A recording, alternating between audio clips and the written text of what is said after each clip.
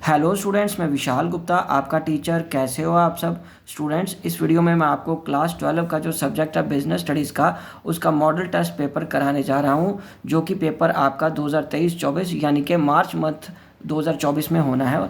ठीक है स्टूडेंट्स, ये क्वेश्चन पेपर मैंने डिज़ाइन किया है, तो मैं इससे आपको ये समझाना चाह रहा हूँ कि क्वेश्चन पेपर कैसे आएगा, क्वेश्चन कौन कौन से हैं जो इंपॉर्टेंट है। इसमें सारे जो इंपॉर्टेंट टॉपिक्स हैं वो मैंने लिए हैं, कोई केस स्टडी नहीं लेंथी लिख के दी ताकि आपको कोई दिक्कत ना रहे। पहले आप बेसिक चीज़ें तो याद कर लो, जब आप बेसिक चीज़ें याद कर लोगे तब आपको केस स्टडीज़ करने में भी दिक्कत नहीं आएगी। सारे क्वेश्चन या पैटर्न वैसे ही रखा है जैसा फाइनल पेपर में आएगा, लेकिन केस स्टडीज़ के अलावा इसमें मैं आपको ये बताना चाहता हूँ कि कौन कौन से टॉपिक आपको तैयार करने हैं, इंपॉर्टेंट हैं।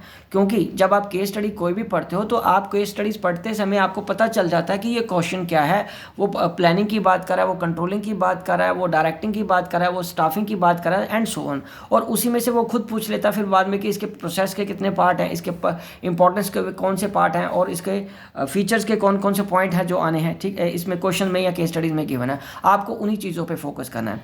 तो इसलिए चलते हैं इस क्वेश्चन को पेपर को सॉल्व करते हैं। मैंने इसी क्वेश्चन पेपर को आपको बता भी दूंगा कि कैसे सॉल्व करना है, विद सोल्यूशन है ये। ठीक है जी, तो चलिए स्टार्ट करते हैं। Question number 1, the board of director of chips limited decided to issue debentures worth ₹50 lakh in order to finance a major innovation technique for their product.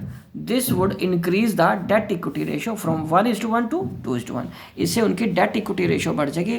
However, at the same time it would increase the earning per share. ठीक है, the reason क्या है इसका, उनकी debt equity ratio भी बढ़ेगी और उनका EPS भी बढ़ जाएगा। ठीक है, तो द रीज़न क्या रहेगा, justify to above situation is, पहला ए फॉर जो आपका ऑप्शन आ रहा है वो favourable financial leverage as well as financial risk will be high.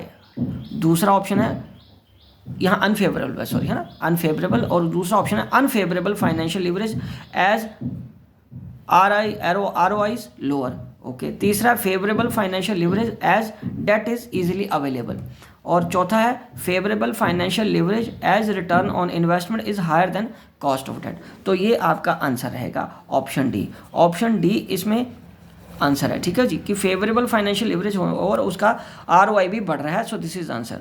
तो बच्चों ये पहले 20 क्वेश्चन, जैसा कि आपको पता है, आपने भी मॉडल टेस्ट पेपर किए हैं, आपको शायद क्लास में भी कराए जा रहे होंगे, आप वैसे भी नेट से कुछ देख रहे होंगे, तो आप ये वाला मॉडल टेस्ट पेपर भी देख लेना। उसमें 1 से 20 क्वेश्चन पहले हर वक्त आपको 1 नंबर के ही आएंगे। ठीक है जी, और अगर आपने मेरे चैनल को सब्सक्राइब नहीं किया हुआ तो आप मेरे चैनल को सब्सक्राइब ज़रूर कर लीजिए, बाकी सारे सब्जेक्ट्स के मॉडल टेस्ट पेपर करने के लिए भी। ठीक है जी, चलिए अब स्टार्ट करते हैं नेक्स्ट क्वेश्चन को। सेकंड क्वेश्चन क्या है, a bottle of hair oil mentions get black hair back in 45 days. Okay, the product related decision, इसमें कौन सा इन्वॉल्व है, ब्लैक हेयर वापस पाओ 45 दिन में, ये कौन सा डिसीजन है? क्या वो ब्रांडिंग का है, क्या वो प्रोडक्ट क्वालिटी का है, क्या वो पैकेजिंग का है, क्या वो लेबलिंग का है? इसका आंसर है लेबलिंग, तो option D is the right answer. ठीक है बच्चे, चलिए अब हम आगे बढ़ते हैं क्वेश्चन नंबर 3 की तरफ।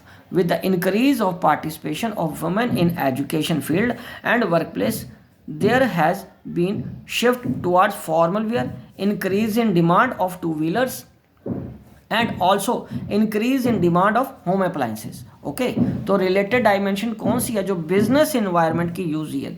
ठीक है, तो इसमें कौन सा आ जाएगा, technological, social, political and economical environment. तो आपको आंसर बताना है, तो आपका आंसर इसमें कौन सा है, नेचुरली ये सोशल इन्वायरमेंट का option B is the right answer. ठीक है बच्चों, सिंपल है। इसलिए इसका मतलब ये हो गया, इस तरीके के कोई भी क्वेश्चन आ जाए, किसी भी तरीके की केस स्टडीज आ जाए, ठीक है, आपको अपने इन्वायरमेंट के डायमेंशंस याद होने चाहिए जो बिजनेस इन्वायरमेंट के। चलें बच्चों आगे। ओके जी, तो 3 क्वेश्चन होने के बाद अब चौथा क्वेश्चन क्या है बच्चों, इसमें 4th क्वेश्चन कह रहा है, name the concept of marketing which is effective in bringing the customers to buy the product time and again and they become loyal to the product. कि वो ऐसी कौन सी कंसेप्ट है मार्केटिंग की आपको बतानी है जो कस्टमर को बार बार आपका प्रोडक्ट यूज़ करने के लिए या आपके प्रोडक्ट के प्रति लॉयल बनाने में मदद करें। तो क्या स्टैंडर्डाइजेशन, क्या उसमें है प्रमोशन, क्या है कस्टमर सपोर्ट सर्विस, या पैकेजिंग एंड लेबलिंग। तो बच्चों जो इसका आंसर है वो है कस्टमर सपोर्ट सर्विस, क्योंकि अगर आप उसको अच्छा कस्टमर सपोर्ट सर्विस दोगे तभी वो आपके उस प्रोडक्ट को बार बार खरीद पाएगा।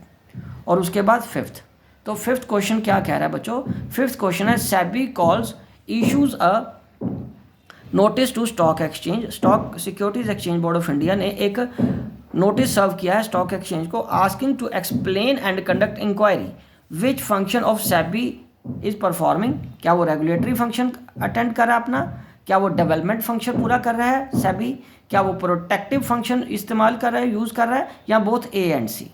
बच्चों तो इसका आंसर है रेगुलेटरी फंक्शन। तो इससे एक चीज़ ये समझ होगी कि आपको ये सेबी के जो फंक्शन है, securities exchange board of India के जो फंक्शन हैं आपको अच्छे तरीके से याद होने चाहिए। ठीक है बच्चों, चलिए अब हम आगे बढ़ते हैं सिक्स क्वेश्चन की तरफ। सिक्स क्वेश्चन क्या है, management is equally important to run a political organization as it is to run an economic organization, which features of the management is being reflected in the given statement. ठीक है, तो इसमें क्या है, goal oriented, multi dimensional, all pervasive and group activity. तो वो कह रहा है कि मैनेजमेंट इक्वली इंपॉर्टेंट है पॉलिटिकल ऑर्गेनाइजेशन और इकोनॉमिक ऑर्गेनाइजेशन में। तो अंडरस्टूड है कि ऑप्शन कौन सा आएगा, ऑल परवेसिव। तो ऑल परवेसिव ऑप्शन सी हमारा राइट आंसर आ जाएगा।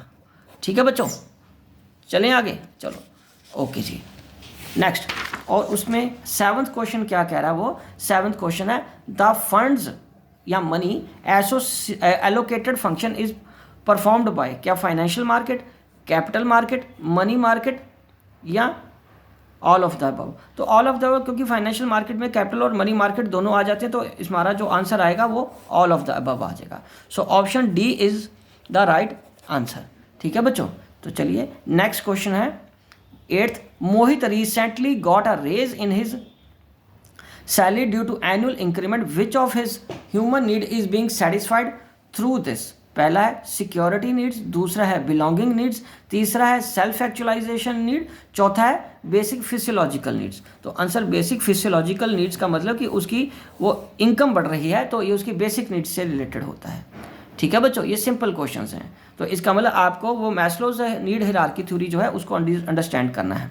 तो चलिए नाइन्थ क्वेश्चन क्या कह रहा है बच्चों, Nupur limited is marketing it's product online, identify the channel of distribution being adopted by the company. क्या वो 0 लेवल यूज़ करें, क्या वो 1 लेवल यूज़ करें, क्या वो 2 लेवल यूज़ करें, या 3 लेवल। तो नूपुर लिमिटेड मार्केटिंग करिए ऑनलाइन, तो इसका मतलब वो 0 लेवल, मतलब directly approaching to the customer. तो option A is the right answer. Option A is the right answer. Okay बच्चे, चलिए अब हम आगे बढ़ते हैं क्वेश्चन नंबर 10 की तरफ। क्वेश्चन नंबर 10 है असर्शन। क्या कह रहा है कि delegation refers to the downward transfer of authority from superior to a subordinate. Assertion कह रहा है कि डेलीगेशन करने से ट्रांसफर ऑफ अथॉरिटी हो जाती है सुपीरियर से सबॉर्डिनेट, और रीजन क्या है उसका, it is a prerequisite to the efficient function of an organization because it enables the manager to use his time on high priority activities। तो option बच्चों आपको पता है इसके कौन कौन से हो सकते हैं। तो ऑप्शन जो इसके आ रहे हैं बच्चों वो आ रहे हैं both A and R are true, and R is the correct explanation of A, and B, और जो बी है वो ऑप्शन है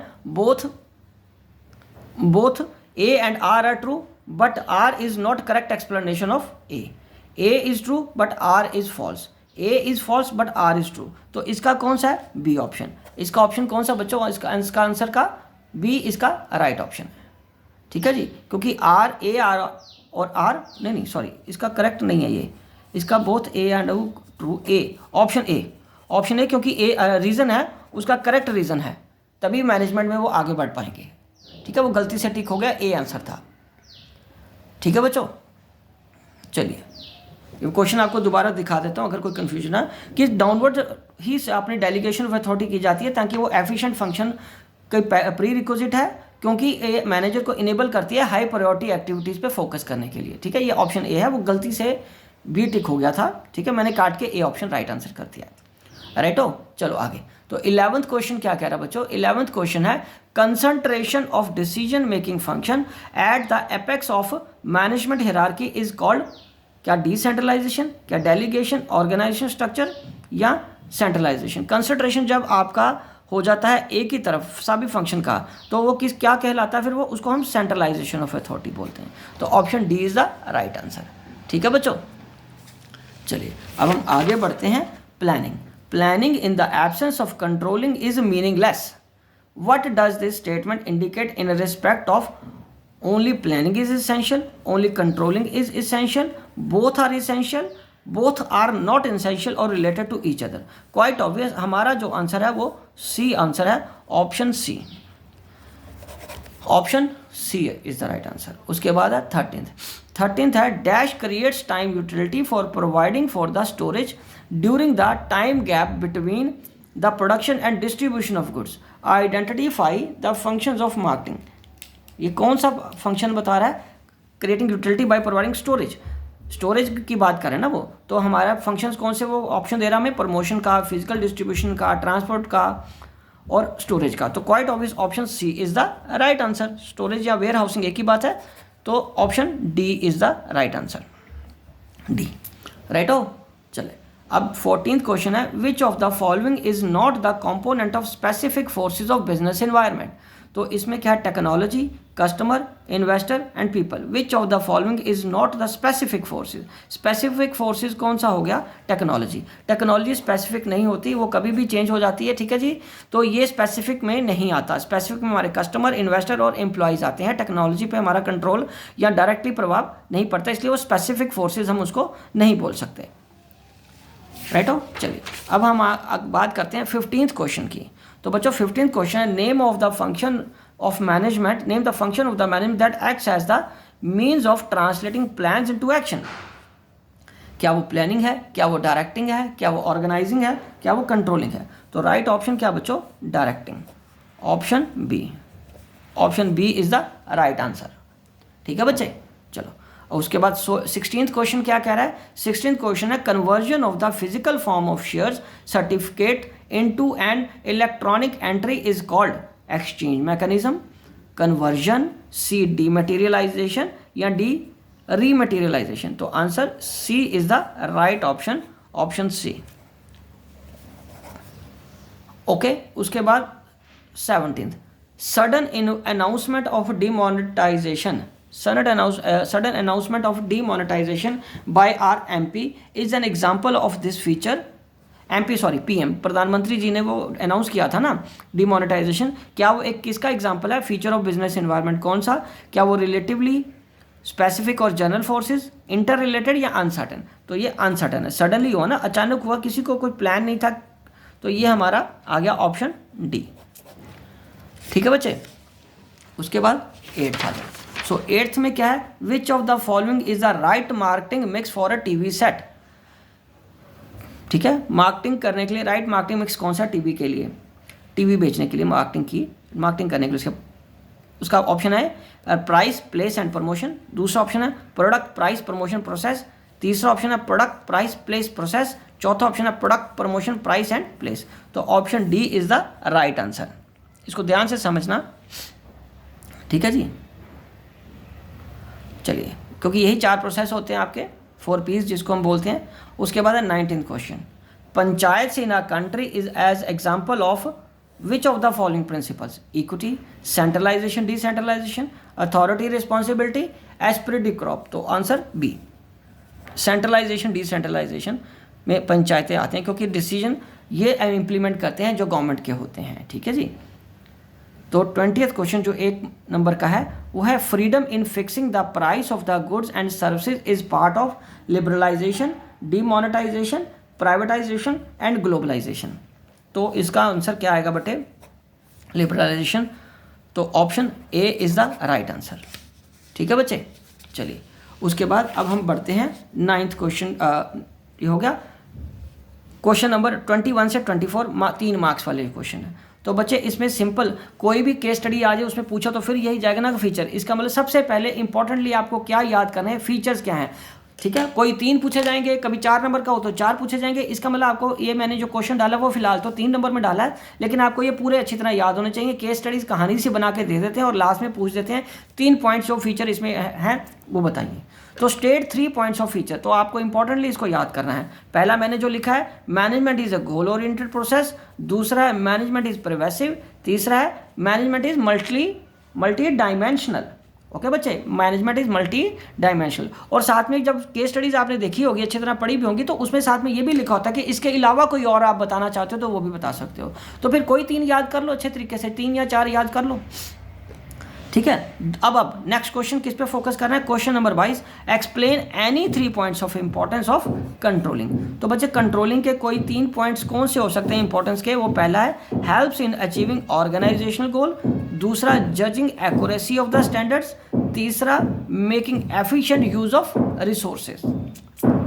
ठीक है बच्चे, अब हम बात करेंगे क्वेश्चन नंबर 23 की, explain first 3 steps of the selection process. तो ये फिर 3 नंबर का है, सिलेक्शन प्रोसेस की कहानी से बना के बता दी जाएगी और उसमें आपको बताना है कि कौन से पहले 3 हैं। तो पहले 3 या लास्ट 3 कुछ भी पूछ सकता है वो, लेकिन मैंने पहले 3 से इसलिए शुरुआत किया ताकि आपको रिकॉल का होना आसानी से याद हो जाए और सारा सिलेक्शन प्रोसेस याद कर लेना। प्रिलिमिनरी स्क्रीनिंग, दूसरा सिलेक्शन टेस्ट, तीसरा एम्प्लॉयमेंट इंटरव्यू। ठीक है बच्चे, चलिए अब हम आगे बढ़ते हैं क्वेश्चन नंबर 24 की तरफ। State first 3 stages of trading and buying and selling of securities. तो इसका मतलब आपको क्या बताना है, ट्रेडिंग प्रोसीजर। तो ट्रेडिंग प्रोसीजर में सबसे पहले क्या आएगा, सिलेक्शन ऑफ ब्रोकर। उसके बाद आएगा operating a demat account while with depository. और फिर तीसरा क्या आएगा बच्चे, प्लेसिंग द ऑर्डर। पहले के बाद दूसरा, दूसरे के बाद तीसरा प्लेसिंग द ऑर्डर। हालांकि आगे स्टेप्स भी हैं, लेकिन क्वेश्चन में हमें 3 मांगे हैं, पर आपको सारा ट्रेडिंग प्रोसीजर याद होना चाहिए। ठीक है बच्चों, चलो अब हम आगे बढ़ते हैं क्वेश्चन नंबर 25 की तरफ। सो बच्चों इसमें क्या चीज़ है, explain 4 features of directing. 4 features directing के याद करने हैं। तो इसमें सबसे बड़ा दिक्कत क्या रहती है, बच्चों को फीचर और इंपॉर्टेंस में फ़र्क नहीं करते और उसको ऐसे रैंडमली याद करने की कोशिश करते हैं। फीचर्स ऑफ डायरेक्टिंग है ये, तो पहला है डायरेक्टिंग इनिशिएट्स एक्शन। दूसरा है it is a continuing function. तीसरा है directing takes place of at every level. चौथा है directing flows from top to bottom. ठीक है बच्चे, और अब हम बात करेंगे क्वेश्चन नंबर 26 के। अगेन ये 4 नंबर का है, यहाँ पे 25 से 30 वाले जो क्वेश्चन 4 मार्क्स वाले शुरू हो गए। ठीक है जी, अब 26 नंबर क्वेश्चन की बात करेंगे, explain following leadership style. 2-2 number के आगे, 4 नंबर के तो 2-2 नंबर के 2 आगे, ऑटोक्रेटिक लीडरशिप, लेजिस्लेटिव लीडरशिप। तीसरा डेमोक्रेटिक भी हो सकता है, जहां तो तीनों में से किसी का 2 का डिफरेंस आ जाएगा, या इस तरीके से स्टाइल मेंशन करने को आ सकते हैं। तो ऑटोक्रेटिक लीडरशिप आपको पता ना कौन से होती है, he has full control over the subordinates, goal of the group and decision, सारा कुछ उसी के नियंत्रण में रहता है। और लेजिस्लेटिव लीडरशिप कौन सी होती है, it involves complete delegation of authority to subordinates to take decisions themselves. Okay जी, चलिए अब हम आगे बढ़ते हैं। Explain the following 4 rights of consumer protection. कोई 4 राइट्स बताने हैं, ठीक है। तो पहला राइट टू सेफ्टी, ये कंज्यूमर प्रोटेक्शन वाला चैप्टर है बेटा। Right to information, right to make choice, right to seek redressal. ठीक है जी, तो ये आपको 4 नंबर में ये पूरे एक्सप्लेन कर रहे हैं। ये मैं आपको स्लो करके दिखा देता हूँ। आप भी वीडियो को और स्लो करके या पॉज करके अपना काम पूरा कर सकते हो, इसमें कोई मुश्किल चीज़ नहीं है, सारा इजी है। आपने ये बहुत अच्छे तरीके से याद कर लेने हैं, कोई दिक्कत वाला काम नहीं है बच्चों। ठीक है, चलिए अब हम आगे बढ़ते हैं क्वेश्चन नंबर 12 की तरफ। क्वेश्चन नंबर 12 है explain any 4 factor which affect working capital. तो वर्किंग कैपिटल को अफेक्ट करने वाले 4 फंक्शंस आपको बताने हैं बच्चों। ये क्वेश्चन बार बार आ रहा है, मैं आपको बता रहा हूँ, चाहे वो वर्किंग कैपिटल हो, ठीक है, चाहे वो फिक्स कैपिटल हो, आपको इससे रिलेटेड क्वेश्चन आएगा ही आएगा। या तीनों decision, investment decision, financing decision या डिविडेंड डिसीजन, इन चैप्टर में से ये फैक्टर्स वाला क्वेश्चन आता ही आता है, आपको अच्छे तरीके से याद करना है। तो उसने 4 फैक्टर मांगे हैं। तो पहला नेचर ऑफ बिजनेस, मैन्युफैक्चरिंग है तो ज़्यादा वर्किंग कैपिटल चाहिए, और अगर ट्रेडिंग है तो एज कंपेरेटिवली इसके कम चाहिए। Scale of operation, scale of operation है तो ज़्यादा चाहिए, और स्मॉल स्केल है तो कम वर्किंग कैपिटल चाहिए। सीजनल फैक्टर, अगर पीक सीजन है तो ज़्यादा वर्किंग कैपिटल चाहिए, और लीन सीजन में कम वर्किंग कैपिटल चाहिए। और इन्फ्लेशन में ज़्यादा वर्किंग कैपिटल चाहिए और डिफ्लेशन में कम वर्किंग कैपिटल चाहिए। बच्चों इससे सिंपल और नहीं हो सकता। ठीक है जी, ये आ गया हमारा। अब हम आगे बढ़ते हैं क्वेश्चन नंबर 29 की तरफ। तो क्वेश्चन नंबर 29 है, वो कह रहा है explain the following 2 types of communication. तो इसमें किसमें से आएगा? ये डायरेक्टिंग वाले चैप्टर में से बच्चों। ये डायरेक्टिंग वाले चैप्टर का जो एक एलिमेंट है कम्युनिकेशन, ये उसका क्वेश्चन है। क्या आप इसको समझ पा रहे हो? क्या आपको याद आ गया? अगर आपको बुक खोल के भी देखना है, समझना है, तो आप इसको देख सकते हो। तो इसके फॉर्मल और इनफॉर्मल 2 तरह के ये कम्युनिकेशन आ गए। ठीक है, आपको ये डिफरेंस के फॉर्म में भी आ सकता है। हालांकि मैं सिंपली तरीके से इसका सॉल्यूशन लिख देता हूँ आपको, ताकि कोई दिक्कत ना आए। पहले हम बात करते हैं कि फॉर्मल कम्युनिकेशन क्या होती है। फॉर्मल कम्युनिकेशन का मतलब क्या होता है? फॉर्मल कम्युनिकेशन क्या आ गया? It refers to official communication between the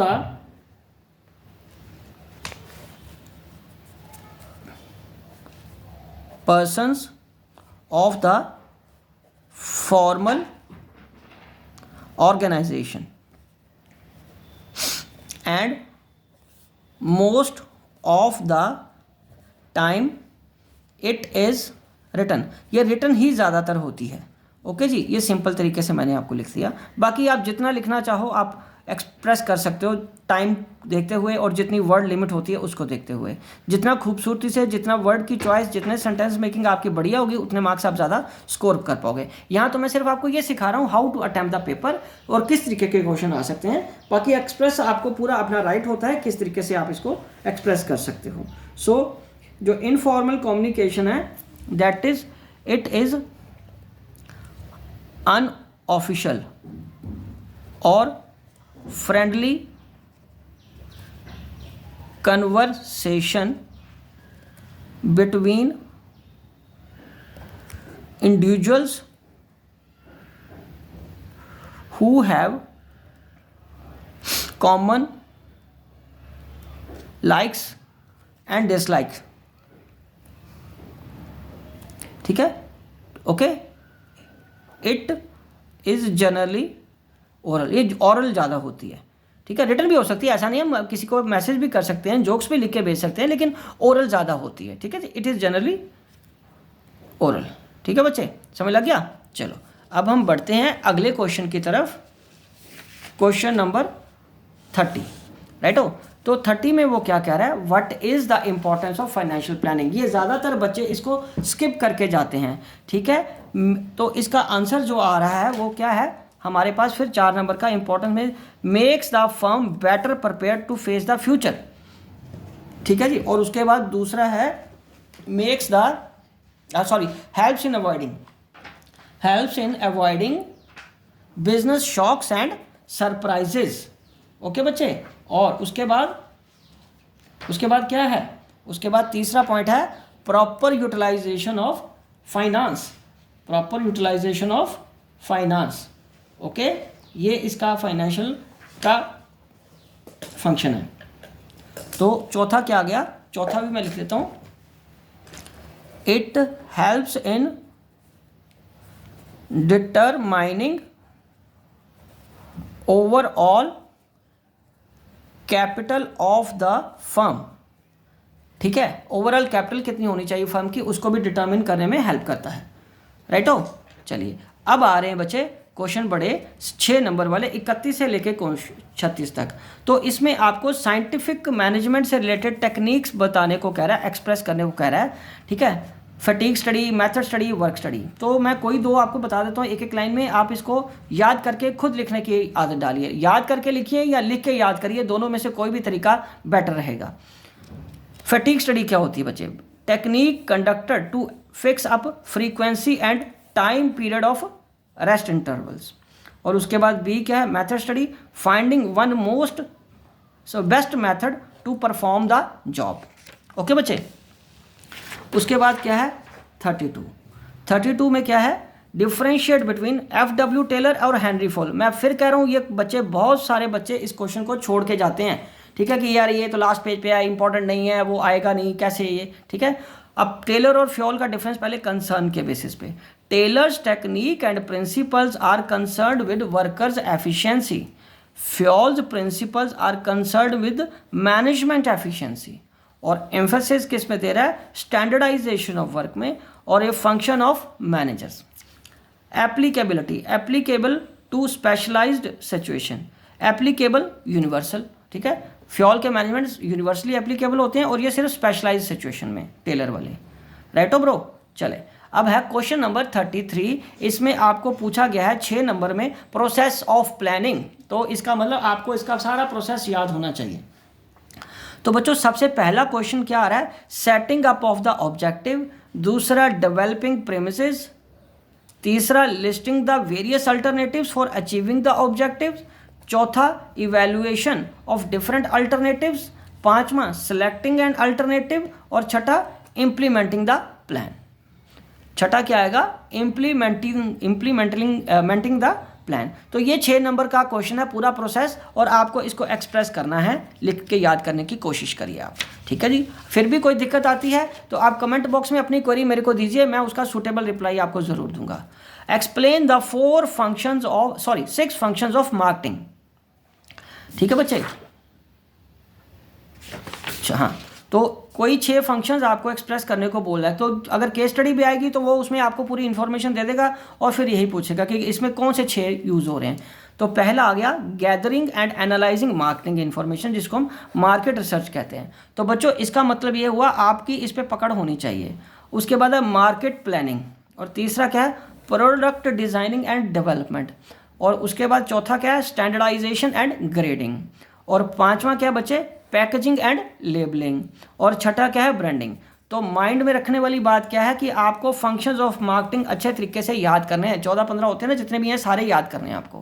case study किसी से भी बन के आ सकती है, आपको याद होना चाहिए वो क्या है, राइट हो। तो बेटे इसी के साथ ये क्वेश्चन पेपर कंप्लीट होता है। आई होप, देखिए ये कम से कम नहीं, कम से कम क्या, टोटल 34 क्वेश्चन है। 34 क्वेश्चन जो बच्चा ये तैयार कर लेगा, मैं नहीं मान सकता कि वो उसके मार्क्स कम आएंगे। एटलीस्ट 34-35 नंबर तो ले ही जाएगा। जिन बच्चों को लगता है ना कि हमें बहुत ज़्यादा नहीं आता या हम लास्ट डेज में पढ़ रहे हैं ड्यू टू एनी रीज़न, ठीक है, वो ये 34 क्वेश्चन तैयार कर लो बच्चे, आपका पेपर अच्छा खासा निकल जाएगा। 80 में से 40 से ऊपर चले जाओगे। और जिन बच्चों को ने और स्कोर करना है वो बेटर है कि इससे रिलेटेड आगे पीछे वाले सारे क्वेश्चन तैयार कर लो, और मेरे अगले वाले वीडियोस भी देखते रहना बाकी सब्जेक्ट्स के लिए, और इसके मॉडल टेस्ट पेपर के लिए आपके 80 में से 80 मार्क्स आ जाएंगे। ओके बच्चों, ठीक है जी, ओके जी, विशिंग यू गुड लक।